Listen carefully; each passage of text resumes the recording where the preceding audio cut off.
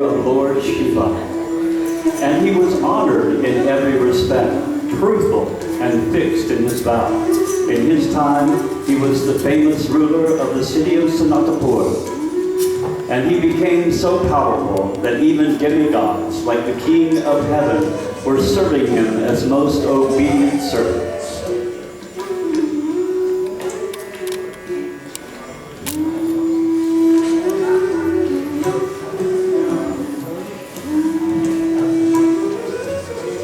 Long ago, when Lord Shiva was dancing in his celebrated fashion, for which he is known as Natarji, Banasura assisted Lord Shiva by beating his drums with his 1,000 arms. Lord Shiva, being very pleased, protects those who take shelter of him.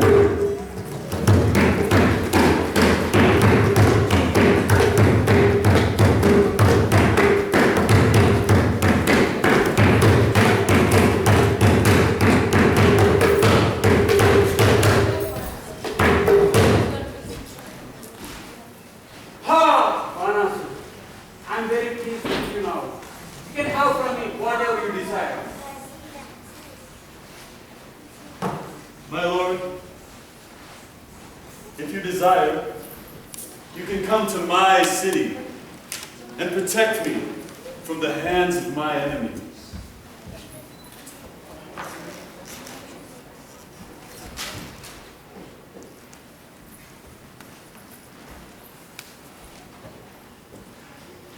My dear Lord, your 2 lotus feet are just like desire trees. They can fulfill the desires of anyone who takes them.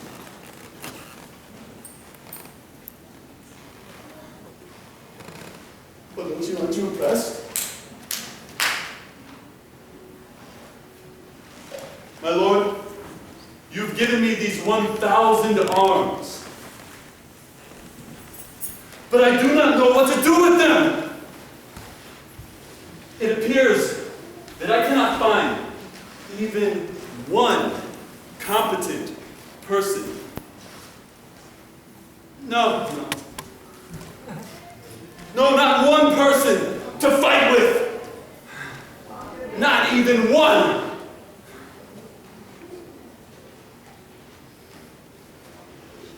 Except for you, my lord. Understand, disappointed.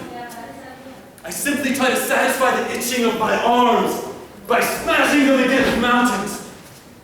By now I've torn many great mountains to pieces. You rascal, you are worried, thinking that you don't find a suitable warrior to oppose you. I'm saying it now. You will eventually find such warrior who can smash your false prestige into pieces, and your flag of victory will no longer fly.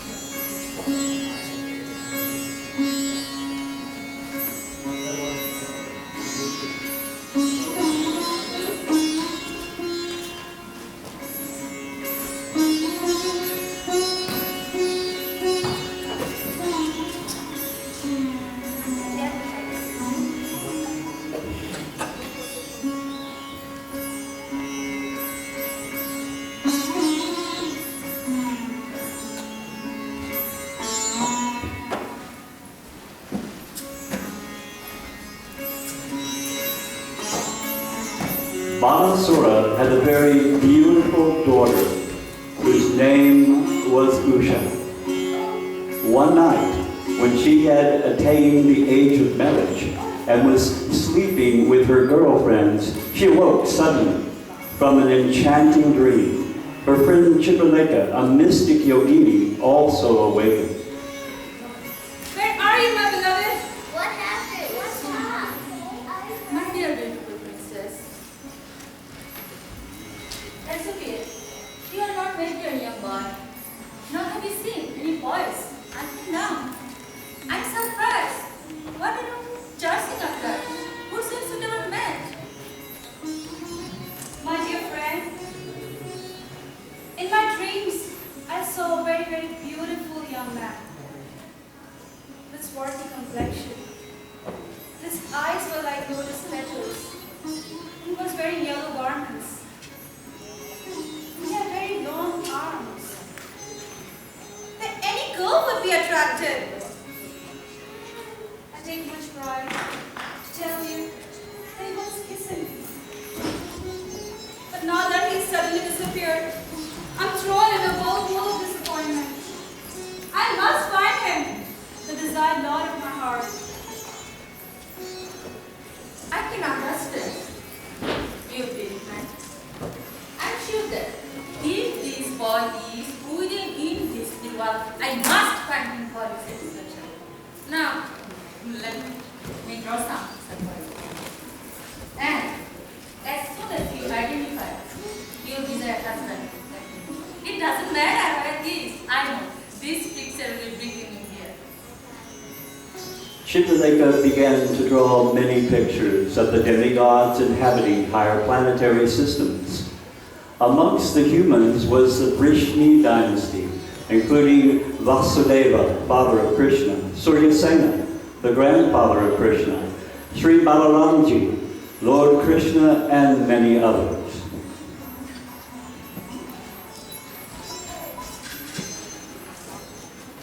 What about him? Krishna's son, brother? No. No?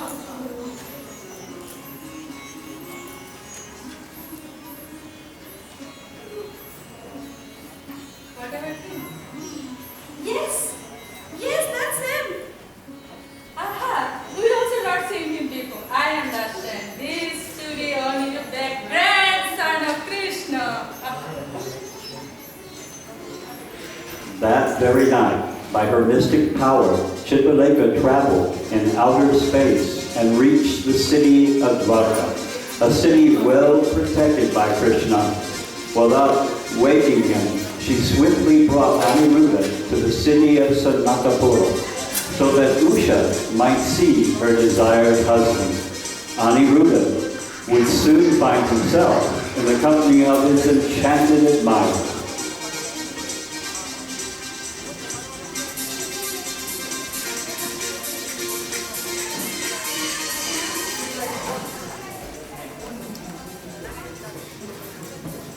The palace in which Usha and Chitralekha lived was so well fortified that it was impossible for any male to enter even inside.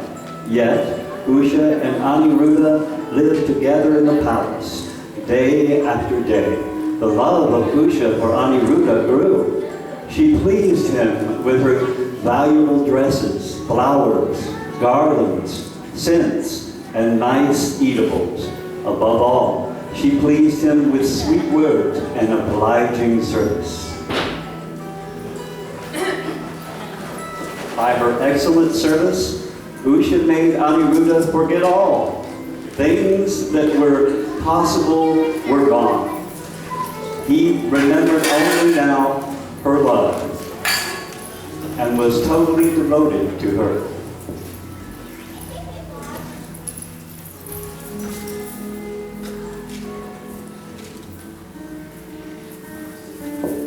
The palace watchmen were closely guarding the palace, and they were about to enter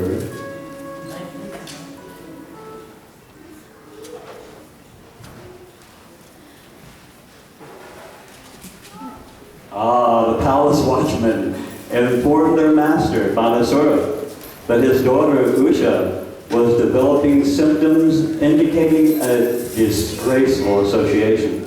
They told Banasura how they had been alert day and night against any young man who might come near Usha's palace.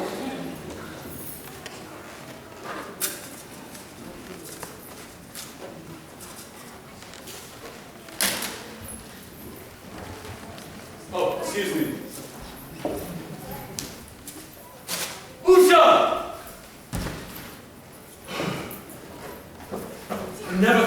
this would happen to me. I know this boy. Aniruddha. How insolent!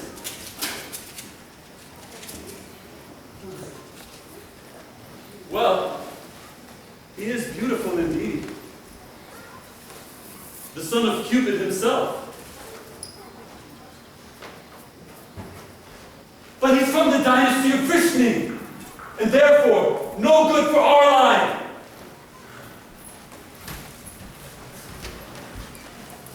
How can you just stand there by my daughter, in my presence? We've got a place for you, my boy. In the palace dungeon. Guards. Guards. Soldiers.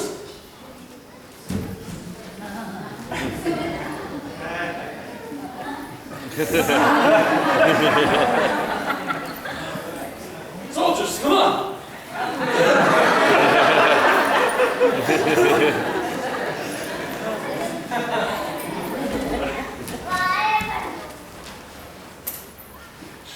You're fired. Okay, I'll handle this.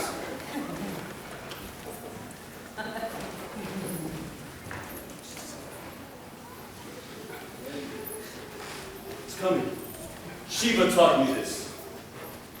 See if you can stand it.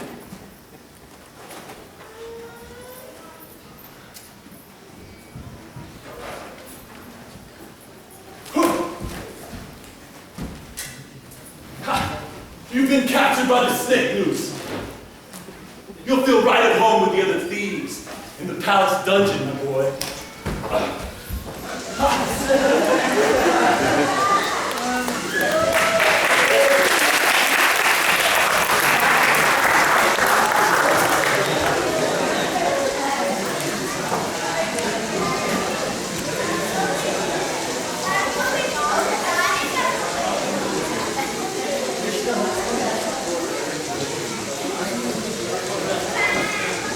Back in Dwarka, the members of the Yadu family were concerned about their missing relatives. With the 4 months of the rainy season past and still no sign of Aniruddha, they were all filled with anxiety.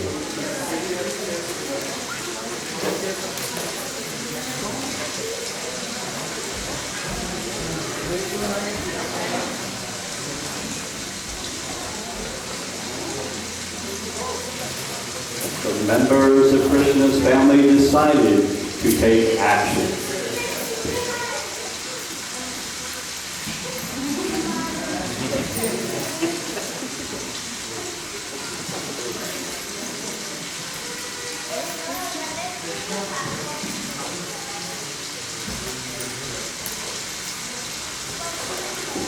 One was late to the meeting. Oh, what great misfortune has overcome our family. My son Aniruddha has far long been missing, and without any forewarning. He must be in great peril, as he is not an ordinary warrior.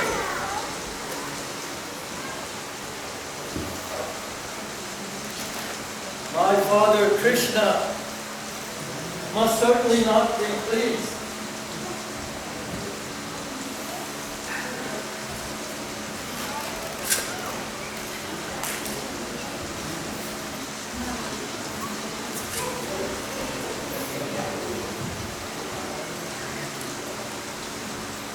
Yes, dear Pratana.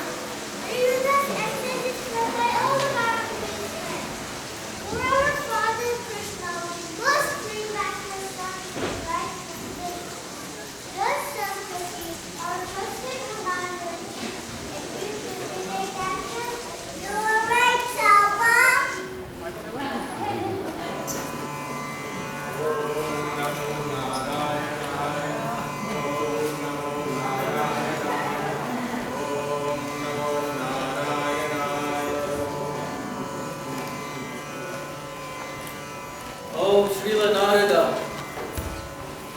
Your Grace has paid us an unexpected visit.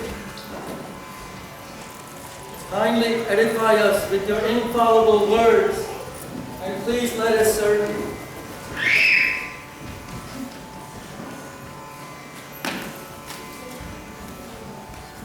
Nilananda, kindly sit on the throne.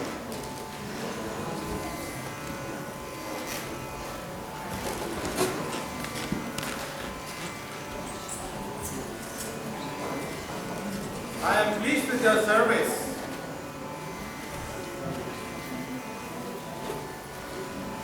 Oh, mighty Yadus! Listen! I have a message for you. Before the rainy season, your dear relative Anirudh was captured in the night by the friend of Usha, the daughter of Banasura, who is the ruler of Santipura. When the palace guards found out about Usha and Anirudh, they attacked him. But he easily defeated them all. Yes. But listen, soon afterwards, Banasura himself came and attacked him, and he captured him with another punch, Lord Shiva's weapon. Now you must decide what you have to do.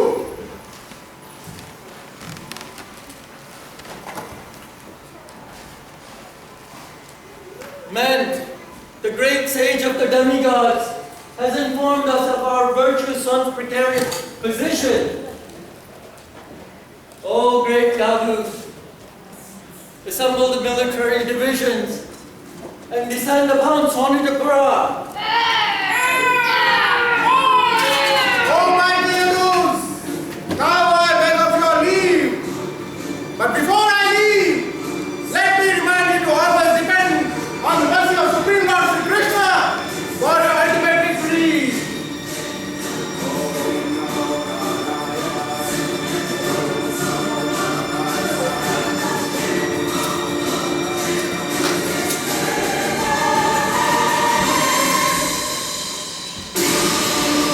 When Banasura heard that the soldiers of the Yadu dynasty were attacking the whole city of Santipura, tearing down walls and gates, he became very angry, ordering his soldiers to go and face them. Lord Shiva personally came as the commander-in-chief of Banasura's military force. The battle was so fierce that those who witnessed it were struck with wonder, and the hairs of their bodies stood up. Lord Shiva was engaged in fighting directly with Lord Krishna, and Banasura fought with subtlety. News of the fighting spread all over the universe. Lord Brahma and other demigods from higher planetary systems were hovering over the battlefield. Lord Shiva then began to release all his selected weapons upon the personality of Godhead. Shiva attacked with the Brahmastra, similar to an atomic bomb. Krishna countered by another Brahmastra. Then Lord Shiva released his hurricane weapon. Lord Krishna presented just the opposing element, a mountain weapon, which checked the hurricane on the spot. Next, Lord Shiva released his weapon of devastating fire. Krishna countered it with torrents of rain. Seeing that Shiva was becoming exasperated, Lord Krishna released his yawning weapon, causing Lord Shiva to become so fatigued that he refused to fight anymore and began to yawn.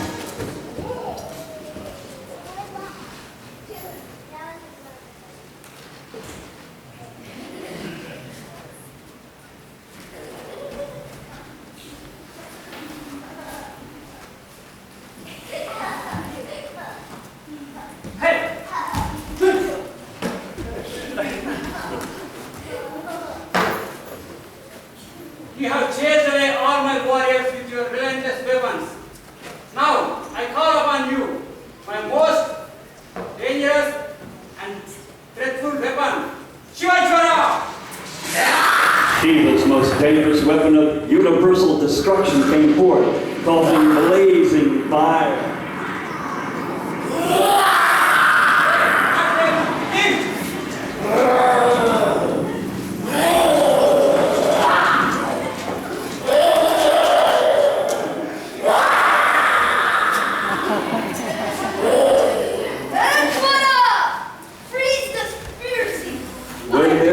Excessive heat, one can somehow or other tolerate it, but when there is excessive cold, everything collapses.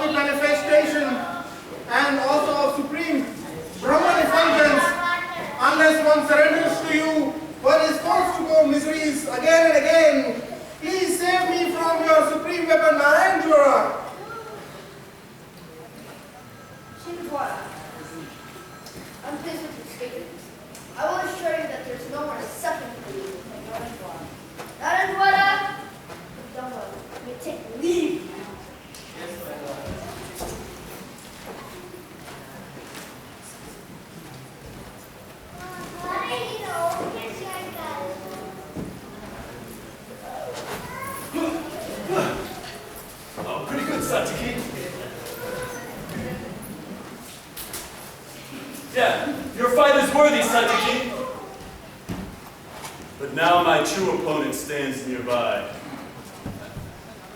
The one upon whom I can unleash my full power of destruction.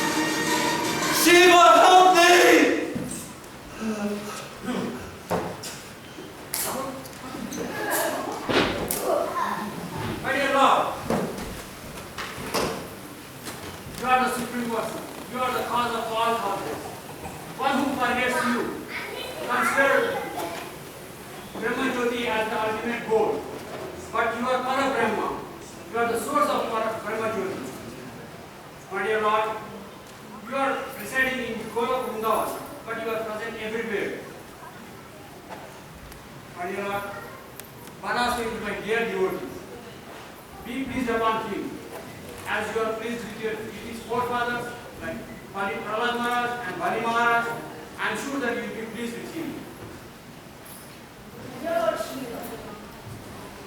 I accept all you said, but I have given a benediction to Prahlad that all the humans that would appear in his family would never be killed by me. So therefore, without killing Banasura, I've cut off all of his arms except 4 of them, to deprive him of false respect. I understand him to be among the chief learners. Rest assured that henceforward he will remain immortal and need not have fear. Thank you, Lord. Thank you. Thank you, Krishna.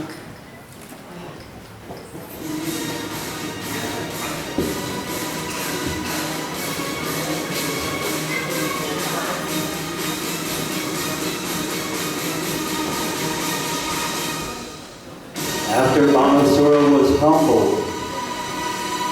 He returned to his palace, a new man.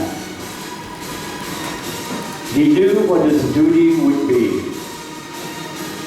So as he readied himself, he took his daughter Usha to be the wife of Aniruddha.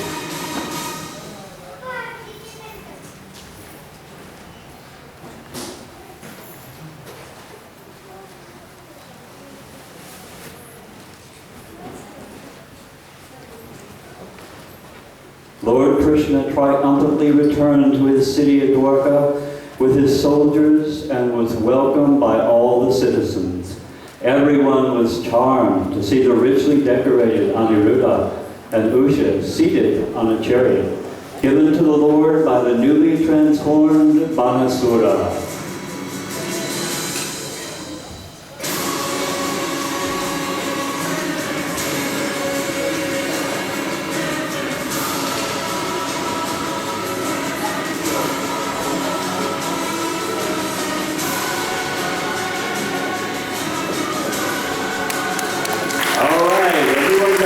Everyone come out.